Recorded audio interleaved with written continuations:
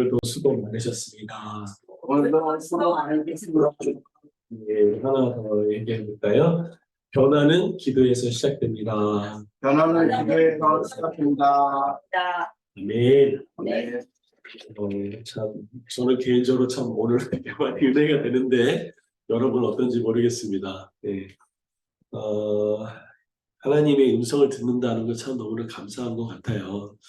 하나님이 여러분 한 분 한 분을 귀하게 여기시고 또 여러분의 예배를 받으신다는 그 마음 자체가, 그리고 그 예배를 받기를 원하신다는 그 마음이 제가 오늘 이렇게 많이 저한테 많이 와닿았던 것 같아요. 그래서 제가 혼자 여기서 이렇게 뻥 터져가지고 막 계속 그거를 했었는데 딱 끝나자마자 우리 김성희 전도사님 딱 오시고 그래서 차라리 타이밍이 기가 막히다라는 속으로 생각했습니다. 제가 잠깐 기도하고 말씀 전하겠습니다. 하나님, 오늘 갈급한 심령 위에 하나님의 말씀이 선포되게 해주시고 주의 은혜를 베풀어 주옵소서. 하나님의 은혜가 아니면 우리가 한순간도 살아갈 수 없음을 고백합니다. 하나님 붙잡아 주옵소서. 예수 그리스도의 이름으로 기도드립니다. 아멘. 요즘의 시대에 정신을 좀 하나 찾으라고 한다면 그것은 변화라고 생각합니다. 여러분 원하지 않았지만 이 코로나라고 하는 이 것으로 인한 변화들이 우리 일상을 많이 바꾸어놨습니다. 앞으로는 AI 시대, 또 블록체인 등 같은 그런 변화를 강요받는 시대가 도래할 것이라고 많은 분들이 예측하고 있습니다. 하지만 동시에 우리도 새로운 것을 원하고 또 그것을 갈망하는 그 흐름 또한 부정할 수는 없습니다. 요즘 젊은이들은 탈권위를 굉장히 원하고 또 권위주의를 배격하는 것들을 볼 수 있죠. 그리고 새로운 정치, 또 새로운 어떤 지도자를 향한 국민들의 그 갈망도 상당합니다. 여러분은 어떤 변화를 또 어떤 것을 갈망하고 있으십니까? 변화를 갈망했던 지도자, 바로 느헤미야를 통해서 오늘 변화를 요구하고 또 변화를 갈망하는 시대에 그리스도인들에게 필요한 것은 무엇인지 좀 살펴보고자 합니다. 느헤미야는요, 에스라와 더불어 BC 444년부터 BC 432년 동안 변화, 그것도 아주 굵직굵직한 7가지 변화를 이루었던 사람입니다. 그는 수많은 대적에도 불구하고 52일 만에 성벽을 재건했고요. 또 이스라엘이 성벽을 세우는데 부정적이었던 아닥사스다 왕을 설득해서 성벽을 재건했을 뿐만 아니라 이스라엘의 지도자들, 여기서는 귀족이나 민장들이 나와 있는데요. 이들이 백성에게 높은 고리의 이자를 받았는데 그 문제를 해결합니다. 그리고 이스라엘 백성을 하나님 앞에 나와서 언약을 갱신하는 일도 했고요. 또 성전에서 큰 그 방을 차지하고 있던 이방인, 그래서 이 제사장과 결탁된 이 도비아를 하나님의 전에서 쫓아내는 일도 했습니다. 그리고 이스라엘 백성들이 그 당시에 종교개혁에도 불구하고 아직도 11조를 내지 않았던 그 부분을 다시 부활시켰던 사람도 바로 느헤미야였습니다. 그리고 이스라엘 역사 속에서 가장 고질병이었던 이방인과의 혼인 문제, 그걸 통해서 우상 숭배가 끊어지지 않았는데 그것들을 느헤미야 시대 때 끊어냈던 사람이 바로 느헤미야입니다. 느헤미야가 이런 굵직굵직한 7가지의 어떤 개혁과 변화를 어떻게 이루어낼 수 있었을까라는 것이죠. 느헤미야는 누구보다도 이 변화의 갈망을 아주 변화에 대한 갈망을 깊이 했던 인물이라는 것들을 알 수 있습니다. 느헤미야서 1장 3절을 보면 예루살렘 사람들이 큰 환난을 당했고 성은 허물어지고 성문들은 불탔습니다. 이 현실을 보고받고 1장 4절에 보면 느헤미야가 수일 동안 슬퍼하며 금식했던 사람. 그래서 누구보다도 이 비참한 조국의 현실을 변화시키고 싶었던 사람. 바로 그 느헤미야, 그 변화의 시작, 출발점을 같이 알아보고자 합니다. 여러분은 어떤 걸 좀 변화시키고 싶습니까? 오늘 본문 느헤미야서 1장 4절로 11절을 보면서 그 변화를 일으켰던 중심에는 무엇이 있는지 같이 좀 살펴보고자 합니다. 느헤미야는 정말 기도의 사람이었습니다. 문제의 순간, 위기의 순간 그는 기도했고 그는 동시에 변화를 기도로 이끌어냈던, 변화를 기도로 시작했던 사람, 바로 그는 느헤미야였습니다. 느헤미야 2장 4절을 보면 왕 앞에서 네가 무엇을 원하냐라고 했을 때 느헤미야는 그 앞에서 묵도를 하게 됩니다. 그리고요, 산발락, 고비앗 같은 대적들이 너 지금 뭐 하는 거야? 왕을 대적하는 것이야 라고 했을 때 느헤미야 4장 4절에서 5절을 보면 그때 하나님이여 라고 하면서 기도하는 모습을 보여줍니다. 느헤미야 5장 13절을 보면 백성의 지도자들이 변한 그 중한 이자를 받았을 때 느헤미야가 이렇게 기도합니다. 제가 읽어드릴게요. 내가 옷자락을 털며 이르기를 이 말대로 행하지 아니하는 자는 모두 하나님이 또한 이와 같이 그 집과 산업에서 털어버리실지니 그는 곧 이렇게 털려서 빈손이 될지로다 라고 기도합니다.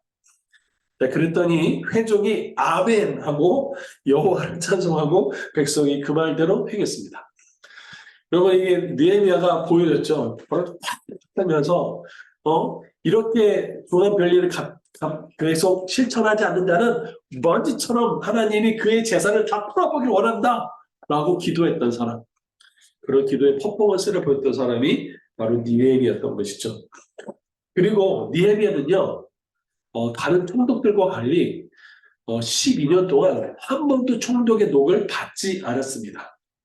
그리고 그가 많은 백성들을 살피고 구제하면서 이렇게 기도하는데 느헤미야서 5장 19절에 보면 이렇게 얘기합니다. 내 하나님이여 내가 이 백성을 위하여 행한 모든 일을 기억하사 내게 은혜를 베풀어 주옵소서 라고 기도하는 사람, 그가 느헤미야였던 것을 알 수 있죠.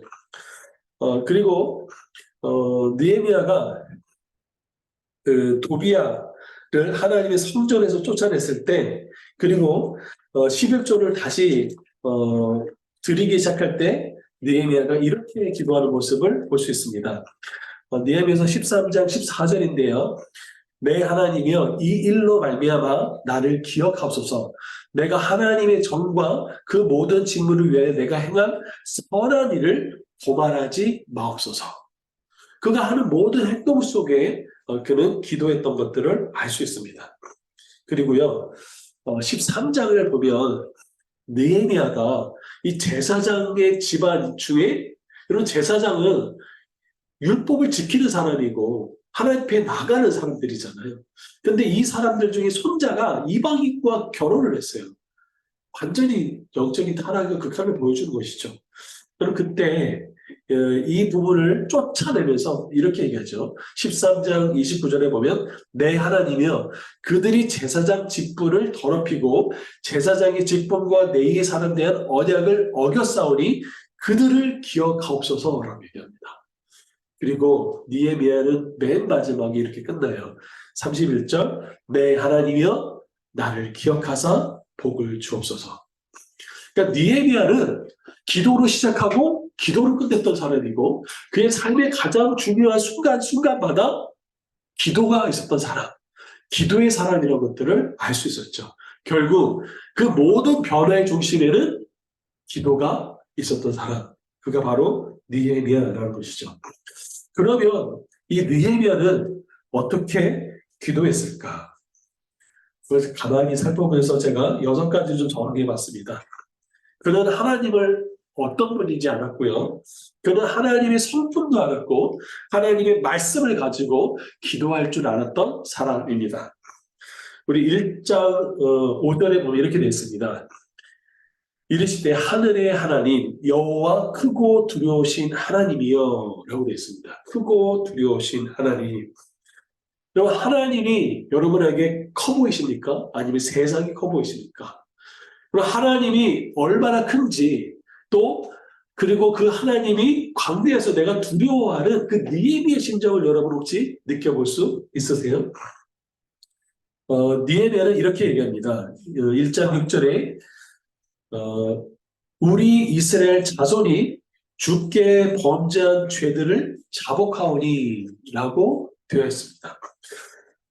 하나님 앞에 이스라엘 백성이 범죄했다는 것들을 자복합니다. 그리고 1장 6절에 또 이렇게 얘기했죠. 나와 내 아버지의 집이 범죄했다라고 말씀합니다.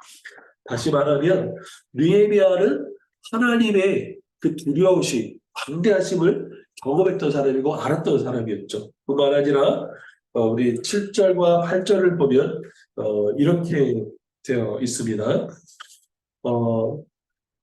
주의 종 모세에게 명령하시 계명과 율례를 지키지 아니하였으며 8절에 옛적에 주께서 주의 종 모세에게 명령하여 이르시되 너희가 범죄하여면 내가 너희를 여러 가운데 흩을 것이요 라고 되어 있습니다. 하나님이 그 언약으로 인해서 백성을 흩어져 버리는 사람. 그래서 하나님이 말씀대로 이루어가는 것들을 이 느헤미야는 알았습니다. 그래서 느헤미야는 하나님 부를 때 크고 두려우신 하나님, 자기의 현실, 이스라엘 백성들이 왜 이렇게밖에 살 수 없는가라는 것들을 그는 경험하고 있었죠. 그게 바로 느헤미야가 만났던 하나님, 크고 두려우신 하나님. 여러분은 하나님을 어떻게 느끼고 계십니까? 여러분에게 하나님은 어떤 분이십니까? 물으시면 뭐라고 대답을 하시겠습니까? 느헤미야는 크고 두려우신 하나님. 두 번째는요. 1장 5절에 보면 하나님이여 주를 사랑하고 주의 계명을 지키는 자에게 언약을 지키시며 긍휼을 베푸시는 주여라고 되어 있습니다.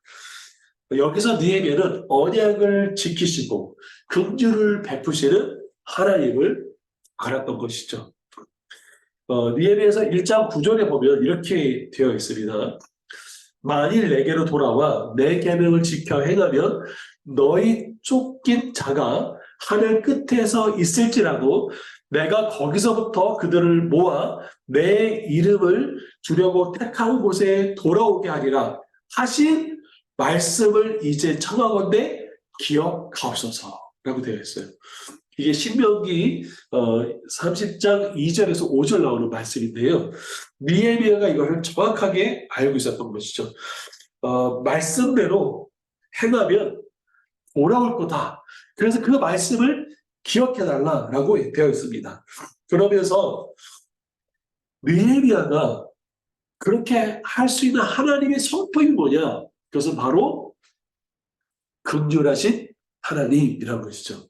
이 긍휼하신 하나님은 다니엘도 알았던 하나님이죠. 다니엘서 9장 18절에는 이렇게 되어 있습니다. 제가 읽어드릴게요. 다니엘서 9장 18절. 나의 하나님이여 귀를 기울여 들으시며 눈을 떠서 우리의 황폐한 삶과 주의 이름으로 일컫는 성을 보옵소서. 우리가 주 앞에 간구하는 것은 우리의 공의를 의지하는 것이 아니요 주의 큰 긍휼을 의지하여 함이니이다 라고 되어 있습니다. 하나님의 긍휼을 의지했던 사람, 그게 바로 느헤미야였던 것이죠. 여러분, 우리가 하나님 앞에 아무리 죄를 짓고 아무리 내가 봐도 정말 내가 이럴 수 있나 라고 하는 그런 자리 가운데 있다 할지라도 우리가 하나님 앞에 나갈 수 있는 근거가 하나 있는데 그것은 바로 하나님 우리를 불쌍히 여긴다는 거죠. 긍휼을 베푸신다는 것이죠. 그렇기 때문에 우리가 그 자리에 설 수 있고 나갈 수 있다는 거죠. 느헤미야는 알았습니다. 하나님, 우리의 죄가 주먹같이 붉을지라도 하나님 이 땅에 바벨론 땅에 끌려왔고 그래서 페르시아 아직까지도 있진 이 사람들이지만 그러나 그들이 다시 하나님께 돌아올 때 하나님 회복시킬 거라는 그 긍휼을 알았던 사람. 여러분 하나님이 여러분에게 그 긍휼을 베푸시기를 또 그런 긍휼의 하나님을 경험하시기를 축복합니다. 아멘. 세 번째는요. 기도를 들으시는 하나님을 느헤미야는 알았습니다. 1장 6절을 보면 귀를 기울이시며 종의 기도를 들으시옵소서라고 돼요. 그리고 1장 11절도 귀를 기울이시며 종의 기도를 들으시옵소서라고 되어 있어요. 여러분 기도하실 때 때때로 하나님이 내 기도를 좀 듣고 계신가? 라고 하는 의문을 들 때가 없으세요? 하나님 내 기도에 응답하시나? 라는 좀 생각을 할 때가 저만 있으신가요? 하나님은 불러도 대답이 없는 분인가? 라는 것들. 근데 느헤미야는 나의 기도를 하나님 들으신다고 확신했습니다. 여러분 혹시 하나님이 정말로 내 기도를 듣고 있나 정말 헷갈리시는 분들이 있다면 오늘 제가 이 말씀을 뽑아봤습니다. 우리의 기도를 들으신다고 성경에는 나와 있어요. 요한일서 5장 14절 같이 한번 읽어볼까요? 시작! 그를 향하여 우리의 가진 바 담대한 것은 이것이니 그의 뜻대로 무엇을 구하면 들으시리라. 시편 66편 17에서 20절을 제가 읽게요. 내가 나의 입으로 그에게 부르짖으며 나의 혀로 높이 찬송할도다. 내가 나의 마음에 죄악을 품었더라면 주께서 듣지 아니하시리라. 그러나 하나님이 실로 들으셨으며 내 기도 소리에 귀를 기울이셨도다. 하나님을 찬송하리로다. 그가 내 기도를 물리치지 아니하시고 그의 인자하심을 내게 해서 거두지 아니하셨도다. 아멘. 요한일서 5장 15절 같이 읽어볼까요? 시작! 우리가 무엇이든지 구하는 바를 들으시는 줄을 안즉 우리가 그에게 구한 그것을 얻은 줄 또한 아느니라. 아멘. 베드로전서 3장 12절 시작! 주의 눈이 우리를 향하고 그의 귀는 의인의 발걸음을 기울이시되 주의 얼굴은 악행하는 자들을 대하시느니라 하였느니라. 아멘. 요한복음 9장 31절 시작! 하나님이 죄인의 말을 듣지 아니하시고 경건하여 그의 뜻대로 행하는 말을 들으시는 줄을 우리가 알아있다. 아멘. 시편 65편 시작! 기도를 들으시는 주여 모든 육체가 주께 나오리이다. 죄악이 나를 이겼사오니 우리의 아픔을 주께서 사시리이다. 아멘. 여러분 하나님이 여러분 기도를 들으십니까? 아멘. 아멘. 여러분 옆에 한 분에게 얘기해 주시죠. 하나님이 당신의 기도를 들으십니다. 하나님의 당신의 기도를 들으십니다. 아멘. 네. 여러분 어떤 기도 제목 있으세요? 정말 원하는 게 무엇이 있으십니까? 그리고 그것들에 대해서 응답받는 은혜가 있기를 기도합니다. 그리고 한번 기도 노트를 한번 써보십시오. 이렇게 쭉 써보십시오. 그리고 하나님이 어떤 감동을 주셨을 때 그것도 그렇게 써보세요. 그리고 나중에 시간이 됐을 때 그걸 한번 펴보세요. 그러면 놀라운 일들이 벌어질 겁니다. 그럼 혹시 믿음은 분투다라는 책 혹시 읽어보셨나요? 김선교가 쓴 책입니다. 이름이 김선교죠. 네, 아버지가 선교사였어요. 근데 굉장히 유명한 선교사님인데 이 아들에게 이름을 김선교라고 지어줬어요. 근데 이 아들이 어렸을 때부터 안 믿어지는 거야, 안 믿어져. 그래가지고 주변에서 자꾸 얘기해줘도 자기는 도저히 믿어지지 않더래요. 그래서 어느 날 이제 일기를 쭉 썼는데 한 20대가 훨씬 지났을 때 그때도 자기 믿어지지 않았는데 우연히 자기가 썼던 옛날에 일기장을 쭉 보다가 하나님이 살아계심을 깨달았대요. 그래서 내가 그때 썼던 그 기도 제목들이 신실하게 응답됐구나라는 책을 썼는데 그 책이 바로 믿음은 분투다라는 것입니다. 여러분 하나님이 저와 여러분의 기도를 지금도 들으시고 그 기도에 응답하실 줄 믿습니다. 느헤미야는 알았어요. 아, 하나님이 종의 기도를 들으시고 계시구나. 우리의 간구를 무시하지 않으시는구나. 라는 것들을 알았다는 거죠. 여러분, 허곡에다가 메아리가 울리지 않는 것처럼 그런 기도를 드는 것처럼 허무한 것들이 어디 있습니까?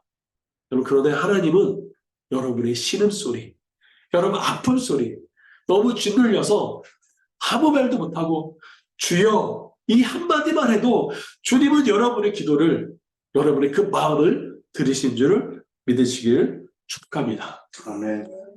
네 번째는요, 느헤미야는 자신의 요청사항, 기도 제목을 정확하게 기도할 줄 알았던, 정확하게 요청할 줄 알았던 사람이 바로 느헤미야입니다.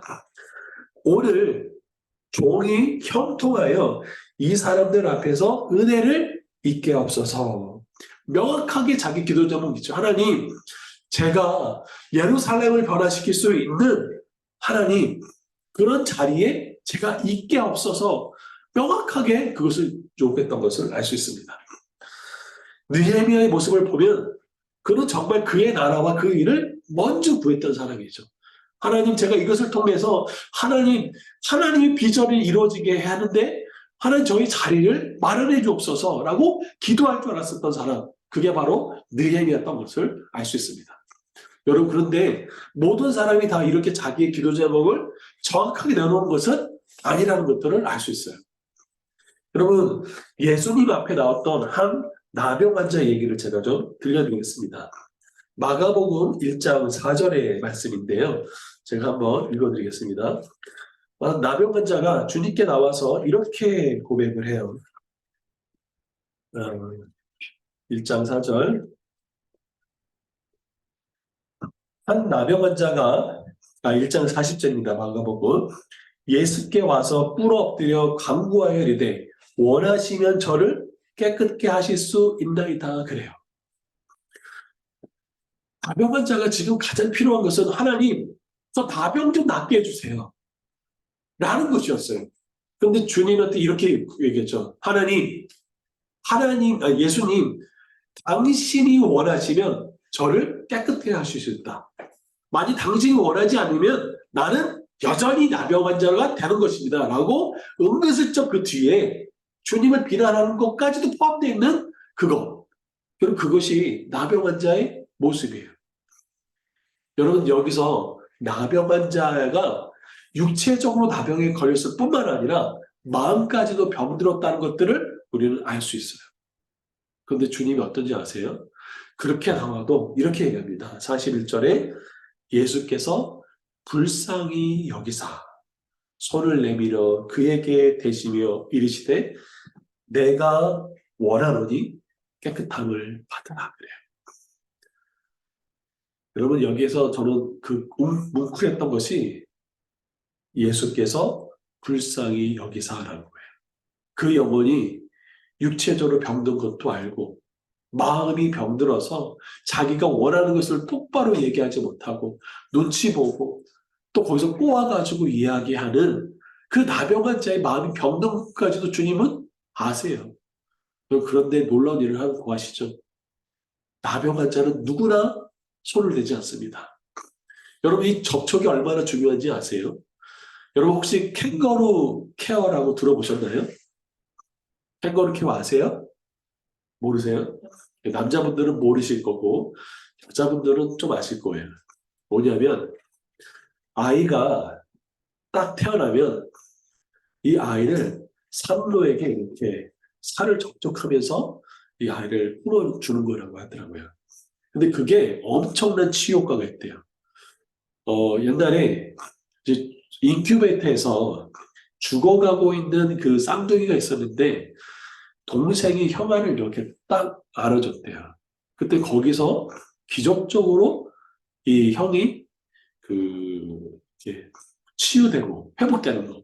뿐만 아니라 이제 다 죽었다라고 포기했던 그 어떤 아이를 부모가 가슴 품에 안았을 때 그 아이가 극적으로 살아난 거. 그래서 캥거루 케어가 그렇게 중요하답니다. 여러분, 그래서 사람이 따뜻하게 이렇게 터치하는 거 굉장히 중요하다고 하세요. 한다는 거예요.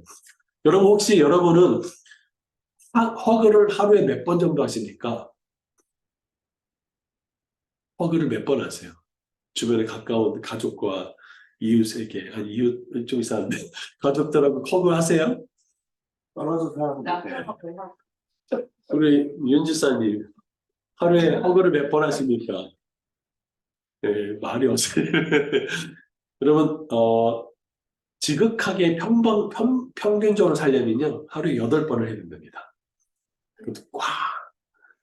그렇지 않으면 정서적으로 문제가 생길 수 있대요. 이게 과학자가 직접 얘기한 겁니다. 여러분, 이게 중요한 거예요. 그런데 예수님 어떻게 하셨죠? 터치하셨어요. 한 번도 나병 환자를 가까이 해본 적이 없었던 사람들, 부정에 따라서 멀리 했던 그 사람을 향해서 주님이 터치하면서 그 나병 환자를 치유하시고 고쳐줬어요. 그리고 얘기하시죠. 내가 원한다. 여러분, 느헤미야는요, 내가 원하는 기도를 정확하게 예수님 하나님께 구했던 사람이라는 것들을 알 수 있어요. 오늘 형통하게 없어서. 여러분은 어떤 기도를 정확하게 하나님께 기도할 수 있나요? 제가 옛날에 중국 상해를 살았었거든요. 거기는 주지원들도 있고 굉장히 뛰어난 분들의 사모님들 많고 다 그래요. 근데 거기서 보면서 제가 안타까웠던 건 뭔지 아세요? 이거 분명히 울어야 돼. 울어야 되는데 울질 않아. 이거 분명히 웃어야 돼. 근데 웃질 않아. 근데 집에 가서 울고 웃고 그래요. 그래서 제가 그때 알았어요. 아, 감정을 표현하는 것도 건강한 거구나. 라는 것들을 알았어요. 여러분, 주님이 여러분에게 무엇 해주길 원하냐 했을 때 눈치 보지 않고 솔직하게 고백했던 사람, 그리고 무엇을 정확하게 여겼던 사람, 바로 느헤미야였던 것들을 보게 됩니다. 그럼 나이스한 것보다도 하나님 앞에 정직한 기도를 드리는 저와 여러분이 되면 좋겠습니다. 다섯 번째는요, 느헤미야는 하나님 앞에서 내가 누구인지를 정확하게 알았던 사람이었습니다. 다른 말로 좀 보자면 그는 청지기 자세를 가졌던 사람입니다. 느헤미야가 기도하는 모습을 보면 종이 주의 종들인 이스라엘이 심지어 주의 종 모세도라고 이야기합니다. 그러니까 하나님과 자신과의 관계 속에서 누구인지를 명확하게 알았던 사람, 그게 바로 느헤미야였던 것이죠. 여러분은 하나님 안에서 누구십니까? 여러분 하나님과의 관계 속에서 여러분 무엇으로 발견되고 있으세요? 느헤미야는 내가 하나님의 청지기인 것, 종인 것들을 명확하게 알고 있었던 사람. 그래서 변질되지 않는 리더십을 가지고 있었던 사람. 그가 바로 느헤미야였던 것이죠. 그리고 마지막으로 기도가 응답되었던 느헤미야를 볼 수 있습니다. 그때 내가 왕의 술관원이 되었다라고 되었습니다. 하나님은 느헤미야의 기도를 들으셨어요. 그리고 응답해 주셨습니다. 기도가 응답된 사람이 바로 느헤미야였던 것이죠. 저는 느헤미야의 기도를 쭉 묵상하면서 이것이 다니엘이 했던 그 기도와 차이가 나지 않는다라는 것들을 알았습니다. 역사 속에서 하나님이 어떤 분이고 하나님의 말씀으로 인해서 지금 어떤 결과를 초래했는지도 그는 느헤미야도 다니엘도 정확하게 알고 있었고 또 하나님의 말씀에 따라서 우리를 회복할 수 있다는 것들을 느헤미야는 명확하게 또 다니엘도 명확하게 알고 있었던 사람 그리고 하나님의 그 긍휼하신 그걸 앞에 기도하고 또 하나님 앞에 그 기도, 지금 현실은 도저히 이루어질 수 없을 것 같고 현실은 난국물락에 아무것도 할 수 없는 처참한 상황 속에라도 그가 하나님 앞에 이 기도를 들으신다는 것들을 아는 바로 느헤미야의 그 믿음, 하나님이 여러분의 기도를 들으십니다. 여러분 오늘 하루가 힘드셨습니까? 여러분 어려우셨습니까? 힘든 어떤 과정이 있으십니까? 근데 하나님이 여러분의 기도, 여러분의 그 힘듦을 하나님께 토하기를 원하십니다. 저는 아까 여기서 예배를 드리면서 내가 너의 예배를 받기를 원한다. 그 마음속에 내가 너의 마음을 받기를 원하고 내가 너의 기도를 받기를 원하고 네가 나 앞에 나오는 그 전심을 받기를 원한다는 것들을 제가 좀 느껴졌습니다. 여러분, 하나님은 우리의 전부 그 마음을 받기를 원하십니다. 말씀을 좀 정리하겠습니다. 여러분, 한 사람의 기도의 수준이 그 삶을 결정합니다. 여러분, 한 사람의 그 기도가 국가와 사회를 변화시킬 수 있습니다. 그게 바로 느헤미야였던 것이죠. 여러분, 느헤미야는 어떻게 기도의 사람이 될 수 있었을까? 그는 크고 두려우신 하나님, 그래서 결코 하나님을 가볍게 만홀히 여김을 받지 않는 분이라는 것들을 명확하게 알았고 그 하나님 앞에 자신의 죄와 아버지의 죄와 이스라엘의 죄에 대해서 명확하게 볼 수 있었던 사람이 바로 느헤미야였던 것이죠. 그리고 또한 언약을 지키시고 긍휼을 베푸시는 하나님, 그래서 우리가 범죄함에도 불구하고 하나님께 나갈 수 있는 그 근거가 바로 하나님의 말씀과 성품이라는 것들을 알았던 사람. 그리고 느헤미야가 하나님의 그 기도를 느헤미야의 기도를 하나님이 들으시는 것들을 알았던 느헤미야. 그리고 하나님 앞에 정확하게 자신의 기도 제목을 아뢰 수 있었던 느헤미야. 그리고 하나님과 관계 속에서 내가 누구인지 정확한 자신의 정체성을 알았던 사람, 바로 느헤미야. 그는 하나님의 기도 응답을 누렸습니다. 그리고 그 기도가 그 응답을 통해서 하나님이 얼마나 친실하게, 친밀하게 그와 함께하고 있는지를 느헤미야 삶 속에서 경험했고 느헤미야에서는 하나님의 선한 손이라고 표현되고 있습니다. 여러분, 기도 응답을 통해서 오늘도 하나님이 여러분을 향한 선한 손길을 경험하시는 저와 여러분이 되면 좋겠습니다. 우리 시간에 좀 기도할까요? 하나님, 오늘 우리가 이 땅을 살아가면서 참으로 많은 삭막함들이 있고 또 갈수록 물질과 또 수많은 어려운 일들로 인해서 우리 마음이 번잡해질 때가 참으로 많습니다. 그러나 하나님, 기도의 사람이었던 느헤미야처럼 하나님 우리의 삶을 변화시켜 주시옵소서. 하나님, 제가 갈망하는 변화가 있습니다. 이제는 딱딱히 굳어져서 이제는 변화를 거부하거나 아니 이제 변화조차 싫어하는 그런 모습이 아니라 하나님, 주님이 나를 원하시는 그 정말 오리지널한 그 디자인으로 하나님 우리를 창조하신 그 창조의 목적대로 우리가 변화될 수 있게 도와주시옵소서. 하나님이 우리를 향한 계획들이 또 우리를 통한 하나님 놀라운 은혜들이 우리 삶에 이루어지게 해달라고 같이 기도하면 좋겠습니다. 주여 한번 기도할까요? 주여